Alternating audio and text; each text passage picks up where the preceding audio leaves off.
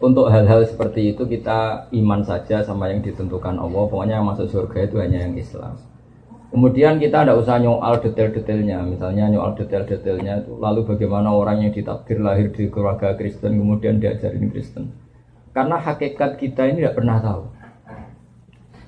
Yang kita ketahui dari kenyataan itu tidak ada 1%. Ya Mas Arifin seorang yang kita tahu dari kenyataan itu tidak sampai 1%.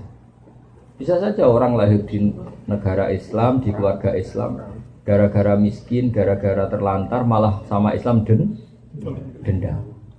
Ada yang lahir dari Kristen juga gara-gara trauma sama agamanya, kemudian menjadi Islam. Hanya anaknya orang Islam pasti Islam itu kan mainstream, anaknya Kristen pasti Kristen juga mainstream, umumnya saja. Tapi kan kita sebenarnya nggak pernah tahu. Nah dari tidak pernah tahu itu diharapkan manusia semua itu runduk sama Allah, tawadhu. Pada akhirnya semua itu wallahu a'lam. Tapi hukum formal, hukum syariat yang kita yakini adalah yang masuk surganya yang Islam.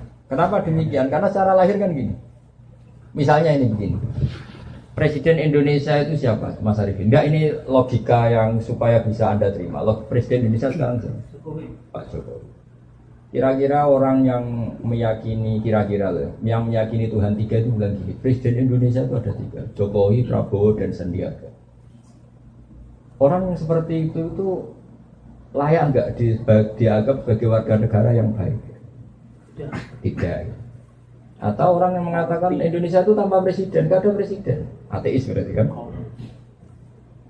Jadi kenapa kita mengikuti syariat yang masuk Islam hanya orang Islam, yang masuk surga hanya orang Islam? Ya kira-kira sama dengan yang layak sebagai warga Indonesia yang meyakini ya banyak presiden itu satu lah.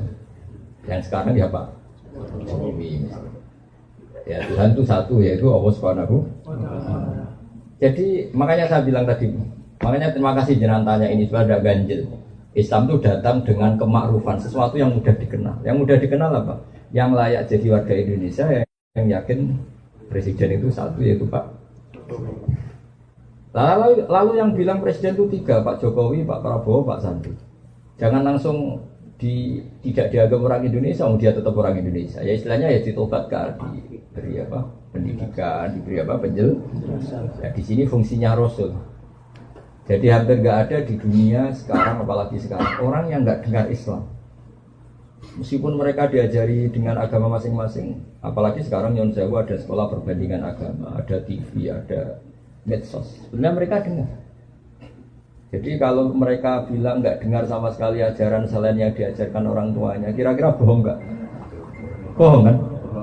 Jadi gitu aja Mas Arifin ya, jenengan harus yakin bahwa yang berhak masuk surga hanya orang Islam. Yang lain-lain detail-detailnya semua kita tidak pernah tahu. Wallahu a'lam. Tapi kita punya logikanya. Misalnya kamu punya bapak kamu namanya siapa? Bejo. Enggak pernah celoko.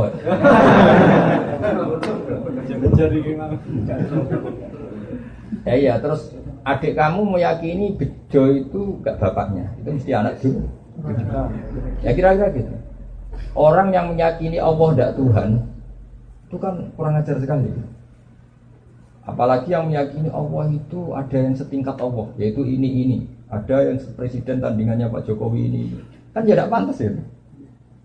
Gak pantas itu mungkar, sesuatu yang akal gak percaya, gak mau. Ya, jadi saya sudah kali-kali bilang ya, ciri utama agama itu apa? Membenarkan yang ma'ruf, yang mudah dikenali. Yang mudah dikenali apa? Yang pikirannya benar, akidahnya benar, itu yang harus dibenarkan. Dan yang harus dibenarkan itu yang pantas masuk surga. Ya kira-kira. Ya Mas Arifin ya.